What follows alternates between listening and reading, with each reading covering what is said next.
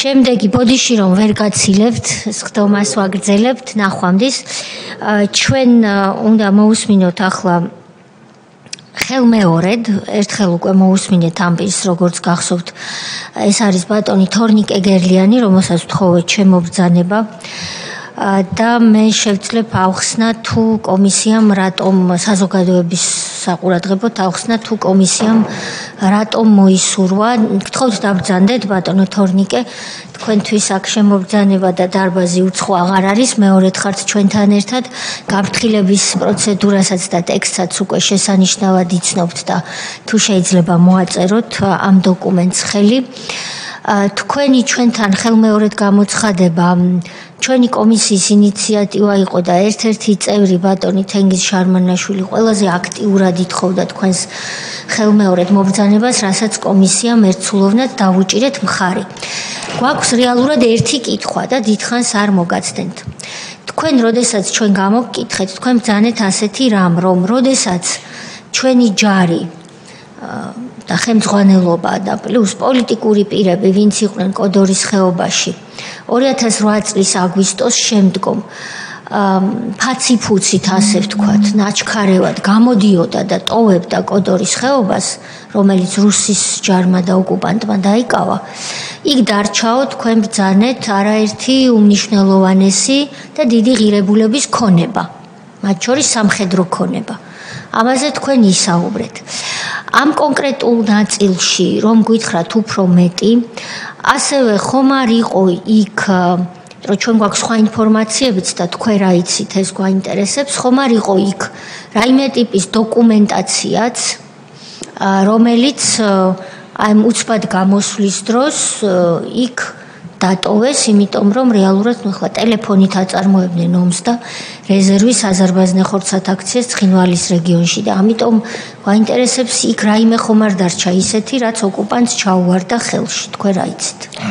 მოგესალმებით კიდე ერთხელ. ფურცელს გადავდებ, რომ აგვაბრალეს პასუხები დაწერილი ქონდაო და კომენტარებში პატუცემულებმა კარგად კითხულობდაო. ეს გისაყვედურეს თითქოს? კომენტარებში ხო, ნაციონალური მოძრაობის წევრები. ნაციონალური მოძრაობა არავის აღარ აინტერესებს და მათი კომენტარები ვის აინტერესებს? ამიტომ გადავდებ, რომ მაინც შეცდომაში სხვა რა შეიყვან. კი ბატონო. პასუხები არ არის. რაც შეეხება გამოსვლას და იმ სიების არსებობას, საიდანაც ინფორმაცია გვაქვს ჩვენ, ანუ 2008-ში 11-ში რომ გამოვედით ჩვენ 13-ში შევიდა იქ მათი ძალები ოკუპანტს. აგვისტოს. 13 აგვისტოს. 13 აგვისტოსის ორი დღე არავინ არ შესულა მან და მან დაიწყო ადგილობრივმა მოსახლეობმა შესვლა მერე. უპრობლემოდ. რამოდენიმე დაბრუნდა ხელად. აი დაახლოებით 16-17 აგვისტოს უკვე შედიოდნენ მოსახლეობა შედიოდა, მათ არანაირი პრობლემა არ ჰქონდათ. მანქანებით შევიდნენ, მაგრამ იქ ძალიან ბევრი ახლობელი ყავს ჩვენ აფხაზეთში. რომლებთანაც ადრე ჩვენ მამაპაპას ჰქონდა ურთიერთობა ერთად, რა თქმა უნდა. და ძალიან ბევრს ყავს დედა ქართული, ძალიან ბევრი ქართული ცხოვრობს მანდ. და გაგვაფრთხილეს და დაირეკა იქიდან, რომ თუ ვინმე ხართ ნამყოფი რომელიმე დანაყოფში, ან პოლიციაში, ან სამხედრო რომელიმე ფორმირებაში ყავით, კაციშვილმა შემოსვლა არ გაბედოთ. ყველა სიები დაგხვდათ და ყველა სიები იციან, უბრალოდ დაგეძახებენ, რომ ყველაფერი კარგად იქნება, მაგრამ აქ ნელ-ნელა დაიწყება შემდეგ უკვე დაკავებები. ეს გაფრთხილება მივიღეთ ამის მერე უკვე ვინც იყო ნამყოფი გინდას მონადირეში, თუნდაც მერე 2006-7 წლებში მან და 8-ში, უკვე არავინ არ შევიდა მანდ. ფაქტიურად გადარჩა ამით ის მებრძოლები იმ იქაურ დაკავებებს. რა სიებზე იყო საუბარი იქნებ და კონკრეტულად თქვენ? ვინც მუშაობდა მანდ? საერთოდ შტაბში დატოვეს განადგურების გარეშე და გამოტანის გარეშე ეს სიები? ყველაფერი არანაირი განადგურება არ ყოფილა, სიები დატოვეს, საერთოდ რაც იყო სამუშაო მაგიდებში როგორც იყო ისე ანუ პერსონალური მონაცემები იმ საჯარისო და საპოლიციო ძალების რომელიც იქ იმყოფებოდნენ ეს მოიპოვეს აფხაზებმა? რიგითი ჯარისკაცთან დაწყებული ბოლომდე ყველა სია ჰქონდათ. აბსოლუტურად ყველა სია. იარაღთან ერთად და ტყვია-წამალთან და ტექნიკასთან ერთად დარჩა ყველანაირი სია. ჩვენ ეს ვიცით იმათგან, ვინც იქ ჩვენი ახლობლები არიან. გვითხრეს რომ აქ შემოსვლა არავინ არ გაბედოს, ვისაც ფორმა ეცვა. ისიც დაადასტურეს, რომ SC-ები შტაბში დახვდათ, ესე იგი ხელუხლებელი? კადრებიც არის მაგათი, როგორ შედიან ოთახებში 2008-ში. და იქ თუ დოკუმენტაციას იღებენ, ამის კადრები არსებობს? ყველაფერი. სად არის ეს ინტერნეტში შეგვიძლია YouTube-ზე არის, როგორ გამოვაქვთ ციები ჩხალთის პოლიციის შენობიდან. არა, ეს ინტერნეტში შეგვიძლია მოვიძიოთ ეს კადრები? არის, ყველაფერი არის.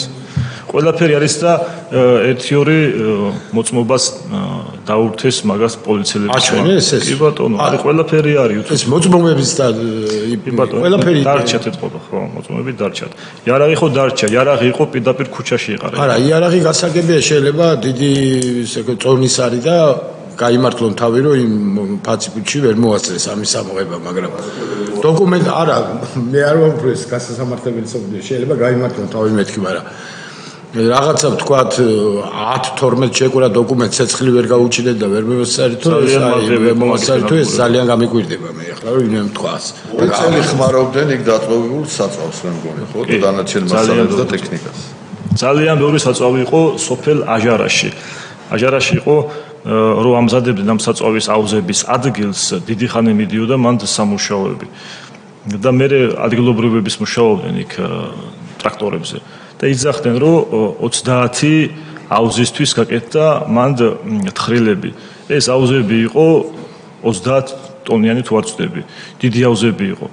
30 ტონიანი აუზი მარტო აჟარაში დარჩა. 3 ლოკაცია იყო ეგეთი თუ არ ვწდები. ერთი იყო გენწვიში, ერთი იყო აჟარაში და ერთი იყო ტიში. იმიტომ ტიში თავდაცვის ძალები დგენ მან. ძიმე ტექნიკას დატოვეს? ძიმე ტექნიკა მან არ ყავდათ, მან იყო კამაზები იყო, ტანკები იქ არ ყავდათ. ტანკი ის ქვერს გადააჭერდა. არც ბროვნე მანქანები, არც არა, ესენი არ ყავდათ, ყავდათ კამაზები, ურალები და ვილისები, პლუს პიკაპები. ასე პიკაპი შემოყვა. ეგენი დატოვეს, ხო? კამაზები აჟარაში ერთი კამაზი იდგა, თავიდან ბოლომდე იარაღით დატვირთული გასაღები ზედეკეთ. იარაღით დატვირთული? იარაღით დატვირთული. არც ააფეთქეს, არც არაფერი. არანაირად. მანქანა მუშაობდა ჩვეულებრივად. მაგასაც ააფეთქებდნენ, ის რა ქვია, პატარა დოკუმენტაციის განადგურებას კი ვერ მოახერხეს. უკვე ამაზე მე დასკვნაში იქნება, მადლობა. ეს დავაზუსტებ ესე იგი. ესე 11-ში გამოვიდა მოსახლეობა, მთლიანად დაიცალა კოდორის ხეობა. 13-ში შემოვიდნენ რუსული და აფხაზური შენაერთები.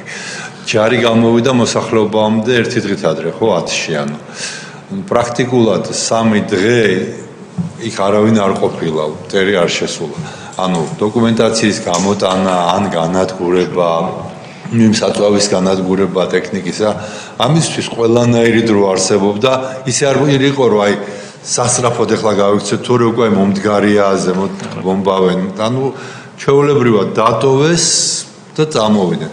რატომ მოხდა თქვენი აზრით ამ შემთხვევაში? პასუხი არ გიქნებათ, მაგრამ შეგნებულად გააკეთეს ესე უთავბოლობით, არაპროფესიონალიზმით, შიშით. ის პასუხი, რომელსაც მე ვფიქრობ, აქ სამწუხაროდ ვერ ვიტყვი შემწხვება მაგ პასუხის, იმიტომ რომ სიებს რო გადაცემ მტერს მაგაზე ხა ვერ ვიტყვით ვერაფერს. ძალიან დიდი სირცხვილი არის ხელმძღვანელიც, რომ საკუთარი დანაყოფის სიას დაუტოვებ მტერს და ფაქტიურად ყველანაირი ინფორმაცია აქვს, ვინ სად იყო, როდის იყო, რა დავალება შეასრულა და რომელ პოზიციაზე იდგა. მაგის მერე უკვე ის კოდორის ხეობაში ხალხი რო შედიოდა, უკვე იმან ვინ ფორმირებაში იყო, ის ვეღარ შევიდა მანდ. ვერც იმის ოჯახის წევრი ვეღარ დაბრუნდა. დაბრუნდა მხოლოდ ის, ვისაც კავშირი არ ჰქონდა მათ, არც სამსახური ჰქონდა, არც არაფერი. ის დაბრუნდა. სხვა ვერავინ ვერ შევიდა მანდ. თქვენ თქვით, რომ 16-ში, 17-ში დაიწყო მოსახლეობამ უკან შესვლაოდ, იმათ ვისისიებიც არ ჰქონდა. რამდენ ხანს გაგრძელდა ეს შესვლები რა? როდის შემდეგ ახლა პრაქტიკულად ძალიან ძნელია იქ შესვლა, ხო პრაქტიკულად შეუძლებელია ჭუბერის მხრიდან შესვლა ყოველ შემთხვევაში. თუ ერთეული შემთხვევა შეიძლება სოხუმიდან გადავიდნენ და აი როდიდან დაიწყო ესეთი აკრძალვა? 2008 წელს ჩვეულებრივად მოძრაობდა მან ხეობაში ხალხი. ნებისმიერი შევიდოდა, ვინც ნუ ფორმირებაში ნამყოფი არ იყო მაშინ. მაგრამ მერე დაიწყო ხელშეშლები უკვე. კონსტიტუციური საფრთხების დეპარტამენტი გვიშლიდა ხელს. ქართული მხარე? რა თქმა უნდა, ძალიან ბევრ პროვოკაციებს ერთხელ შეუდიოდით ჩვენ და ჩვენ შესაშინებლად მოაწყეს თითქოს და ორმხრივი სროლა არისო, ჯგუფი წავიდა წინ კონსტიტუციური საფრთხების დეპარტამენტის, იყვნენ ჭუბერში დისლოცირებულები, ერთი 10-15 კაცი განლაგდნენ რაღაც ციშორეზე და დაიწყეს ჰაერში სროლა და რომ მივიდოდი ჩვენ კოდორის ხეობაში ვიცოდით რომ არაფერი არ ხდებოდა და გვითხრეს რა ჯგუფია გადმოსული ახლა მოხდა სასეცხლე კონტაქტი უკან დაბრუნდით თორე გაგიყვანენ ჩაქხოსავ და ესეთ რაღაცები კეთდებოდა სპექტაკლებს გავდა. რა ადგილას იყო კი დაახლოებით? ორმელეთის ხეობა რო არის სანამ ბოლომდე პერევალდი ავიდოდით მანდ იყო ეს და მაინც მივადექით ჩვენ იმათ. მივედით ბოლომდე და სამწუხაროდ მარტო ჩვენები დაგხვდნენ მანდ სხვა არავინ არ იყო. ანუ უღელტეხილზე უღელტეხილზეც არიდნენ რუსები და მარტო საკენში რო ჩავიდოდით მე იყო მაგათი საგუშაგო. მანამდე კაციშვილი არ ედგა 2008 წელს ბოლომდე. მე როცა დაიწყო პროვოკაციები ჩვენ ხრიდან მე უკვე დააყენეს უკვე საგუშაგოები გახსნეს დაამატეს და გააძლიერეს უკვე დაცვაჩვენებთ. მანამდე პრობლემა არ იყო საკენში ჩავდიოდით ბოლომდე ხეობაში და იქ იყო საგუშაგო და უბრალოდ მანქანებს ამოწმდნენ რომ იარაღი ხო არ იყო სხვა არანაირი არაფერი და დოკუმენტაცია ხა მე იქ კითხულობ რომ შევდიოდით გვეკითხებდნენ სახელი გვარი და ალბათ მე ამოწმდნენ უკვე სიაში იყო თუ არა თუ სიაში იყო კაცი იყო ერთი პიროვნება ცხონებული გარდაიცვალა მე დააკავეს მან პაკელიანი როდამი დააკავეს იქ ხეობაში და დაკითხვებს ატარეს ძალიან დიდხანს მოუწია ციხეს და მე გაანთავისუფლეს მაგრამ დააკავეს რუსებმა აფხაზებმა დააკავეს და სოხუმში წაიყვანეს ბატონო ეთყობა იმ იყო იმ სიებში იყო ეთყობა სიებში იყო და რაც შეეხება ახლა წეღამდე უსმენთ აუღელდი 2006 გამახსენდა თავიდან ბოლომდე დამიდგა თვალწინ ეგ ეგრეთ წოდებული პროსტინებით ბავშვები სკოლის ეზოში იდგნენ სხვაგან არ ყოფილან ეს ბავშვები და ქალები სკოლა დაიბომბა ცარიელიო ეგრე არ იყო თლად სკოლის ეზოში ბავშვები და ქალები იყვნენ მსხვერპლიც არ ყოფილა და მსხვერპლიც იყო მანდ ერთი ქალი დაიღუპა როგორც წინაზე მოგახსენეთ და მსხვერპლი იყო თუ არ იყო მსხვერპლი 6-ში იყო და ბატონმა იმედომ რომ განაცხადა რომ მსხვერპლი არ იყო მსხვერპლი ქონდა ჩვენ 6-ში რამდენი ალბატონიჩი მამე და ჩემი რო დაიღუპა 6-ში ეგ იყო მსხვერპლი ეს როცა ეს შემოფრენა იყო მაშინ დაიღუპა ორივე ერთმანეთი რო შემოფრინდა მაშინ ხდა თუ ის ხუთი რო იმ დღეს ახლა არ ვიცი 5-დან იყო 2-დან იყო იქ ცალვერფრენებით იყო სავსე და ის საიდან იცით რომ ის შემოფრენა რაზეც ბატონი იმედო საუბრობდა მაგას მოყვა სწორედ ის მსხვერპლი რომელზეც თქვენ საუბრობთ ვერფრენიდან გაუხსნეს ცეცხლი არ ვერფრენი სხვადასხვა შეიძლება იყოს ბატონი იმედო ხო კონკრეტულ ერთ ოპერაციაზე საუბრობდა დიახ მაგრამ იმ დღის დაბომბას ვიხსენებ 2006-ის 2006-ში იყო ერთი შემოსვლა ერთი ანუ 5 ახლა დაიყო ორად არ ვიცი ჯერ 5 იყო და მე 2 მაგრამ რომელიღაცა ვერფრენმა ესროლა სკოლას არ ვიცი და იმედო მაისურაძე რასაც ყვებოდა მან ვერ გაიხსენა ზუსტად დაახლოებით თქვა რომ მე მგონი მაშინ იქ უკვე შესული იყვნენ სახელმწიფო დანაყოფები როგორც პოლიცია ისე ჯარი თქვენ აი ეს დაბომბვა რადგან ესე ზუსტად გახსოვთ მაშინ როგორ იყო უკვე შეყვანილი იყო სახელმწიფოს დანაყოფები ჩხალთაში არ იყვნენ ჯერ ჩხალთაში არ იყვნენ გენწვიში იყო დაკავებული და საკენი ჩხალთაში ჯერ არ იყვნენ ქვემოთ ხეობაში ქვემოთ ჯერ არ იყვნენ ჩასულები და ამ დროს მიიღეს ამათ ეს დაბომბვის ბრძანება და მაშინ მოხდა ეს ტრაგედიაც ცეცხლის არ ყოფილა არავის ხოლმე ცეცხლი არ გახსნა კარგი შეკითხვა და სობატონ მალეკომ ეს ხო არ იყო პროვოკაციული გასროლა თავი როგორ ცეცხლი კოდორის ხეობაში არავის არ გაუხსნია ვერფრენებზე ქვემოდა 6-ში არავის არ უსწრებდა absoliutot არავის არ უსწრებდა ეს ძალიან კარგი შეკითხვა იყო და ვფიქრობ რომ ყველაზე მნიშვნელოვანიც რომ ეს აკაესის ტყვია საიდან მოხდა იმ ვერფრენს ან იმ ვერფრენმა უცბად როგორ გაიგო აკაესის ტყვია მოხდა ვინმე თუ არ დაზიანდა ვერფრენს აკაესის ტყვია მოხდეს ვერანაირად ვერ გაიგებს ვერფრენს კი არა ხა სავარდელს რომ მოხდეს სადაც მე ვზივარ ახლა შეიძლება მეც ვერ გავიგო აკაესის ტყვია როგორ მოხდება და როგორ გაიგო ვერფრენმა როგორ გადაცემ ეკიპაჟს არ ვიცი ძალიან უჭირს საუბარი გასაგებია კი პრობლემა ის არის მეგობრებო რომ ამდენი წელი გავიდა და ჯერ თვითონვე უნდა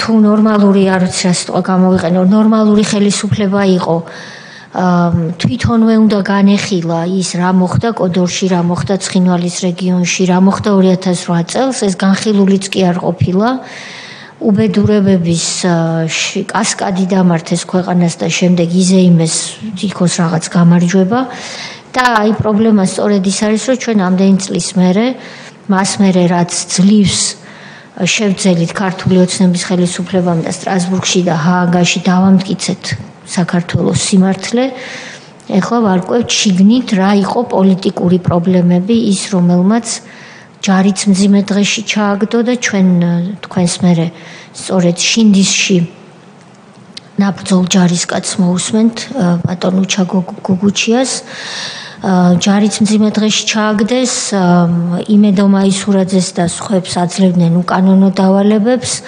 თქვენს ხეობაში დღეს ვეღარ ხართ აღარ ხართ და ხართ აქეთ და ეს ბევრი უბედურება ვისი და რის ბრალია ამის კვლევა გვიწევს ამიტომაც არის ძალიან ბევრი კითხვის ნიშანი ვინის როლა იყო ეს პროვოკაციული თუ არა და ეს ხომ არ იყო უბრალოდ აღქმა რომ რეფერენს მოხდა ან არ მოხდა და ასე შემდეგ არანაირი ექსპერტიზა კვლევა არანაირი მტკიცებულება მაშინ არ შექმნილა კარგი თუ არ არის დიახბძანეთ თქვენ თქვით რომ 2008 წელს ზემოთ უღელტეხილზე საგუშაგო არ ყოფილა რუსები არც აფხაზები არც რუსები არც ამოდიოდნენ ქვემოთ იყვნენ საკენში ანუ ხეობის პირველ სოფელში პრაქტიკულად და ახლა სად არიან საგუშაგო სადრას საგუშაგო გახსნილი აქვთ უღელტეხილამდე ცოტა უკლია წვერამდე მოსვლას მან დაკამერებულია იქაურობა როგორც ადგილობრივი გვიხსნიან ვინც მუშაობს იქ ჰესებზე და აქ შესვლა გასვლის საშუალება და საკენში გახსნეს დაზვერვის ბაზა დიდი რატოს გახსნეს FSB-ს ბაზას ეძახიან ესე და არის ოფიცრებისთვისაც გამოყოფილი მან 5 კორპუსი ჩადგეს 5 სართულიანები თუ არ ვცდები როგორც ვიცით და როგორც მათ ფოტოები კოდორის ხეობიდან დიდი ბაზა გააკეთეს საკენში და უკვე იმის ზევით არის კარგად გამაგრებული ეს დაცვა დაკამერებული და დასენსორებული ყველაფერი მანამდე არ ყოფილა საჭირო მოსახლეობა როცა შედის იქ რამდენიმე ოჯახი კოდორში დარჩენილია ხო რამდენი ოჯახია 30-35 დაახლოებით ისინი საიდან შედიან? გადადიან ჭუბერიდან უღელტეხილით თუ სოხუმიდან? ჭუბერიდან კაციშვილი ვერ გადავა უკვე. არ არსებობს მან გადასვლა და საშვი დაეშვას მარტო ქვევიდან. ახლა იმის თქმა რომ ახლა კუდი როგორ იქცეოდა ეს თალკე პრობლემა, იმის თქმა რომ ეს რო არ ყოფილიყო კუდის ესეთი საქციელი ამის მიუხედავად ისინი არ ამოვიდოდნენ, მაგას ვერ ვიტყვი ყველა შემთხვევაში ამოვიდოდნენ, მაგრამ უბრალოდ მაინც დეტალები მაინტერესებდა. კარგი, მადლობა დიდი. ორი პოლიციელი დგა კოდორში ბოლომდე. ორი პოლიციელი. დანარჩენი ყველა გამოსულიყო. ნუ ჩვენ მანქანას ვინც გამოყვა, უკან ვინც მოყვებოდა, იყო ორად ორი პოლიციელი.